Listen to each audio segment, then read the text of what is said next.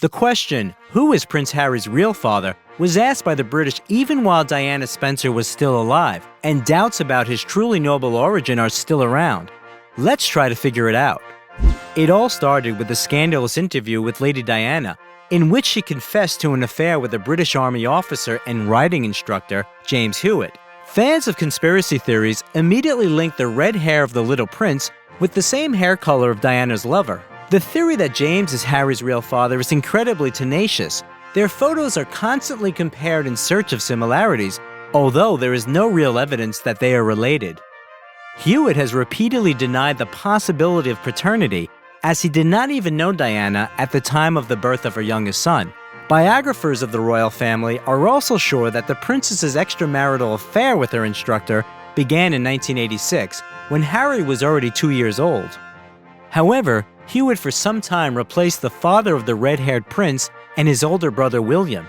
He spent a lot of time with Diana's children, read them bedtime stories, and arranged pillow fights, but biological kinship is still extremely unlikely. There are also rumors that in 2003, a British tabloid obtained a lock of hair from the youngest son of the royals and conducted DNA testing, which showed that Harry and James are not related.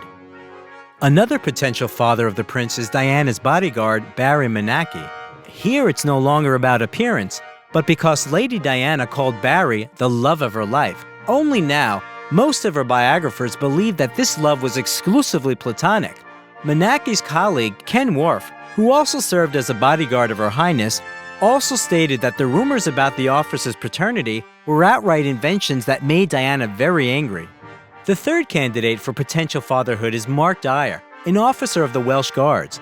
The evidence is red hair and friendship with Charles and Diana. Dyer played an important role in Harry's life after the death of his mother, becoming a mentor and loyal companion, almost replacing his father. Moreover, according to some reports, Mark was the first person to whom Harry introduced his beloved Meghan Markle.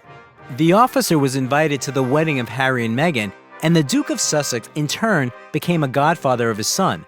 Rumors in the media were so persistent that representatives of Buckingham Palace had to give a rebuttal, saying that the red color that unites the two men is not a reason to believe there is a blood relation between the officer and the heir to the royal crown. Despite the lack of real evidence, the lack of kinship explained the cold attitude of Prince Charles to Harry. Rumor has it that the future king wanted a daughter as the second child, so Diana hid the child's gender for a long time so as not to disappoint her husband.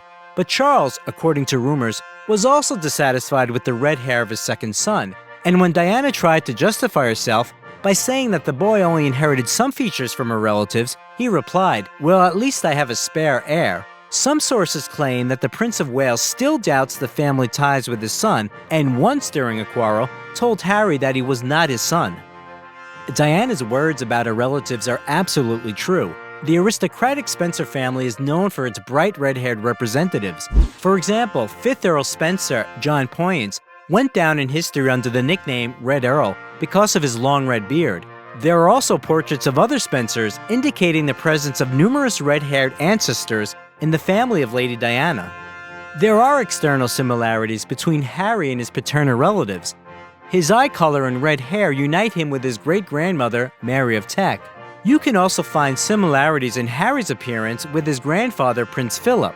In a rare shot published in the French media in the last century, the young husband of Elizabeth II appeared with a neat reddish beard and mustache and looks almost like his grandson. However, Harry also has some similarities with Prince Charles. The common facial features, the shape of the mouth, and the manner of speaking indicate there is more in common between father and son than is commonly thought. What do you think about this? If you like the video, leave a like and also subscribe to the channel so that you don't miss anything interesting.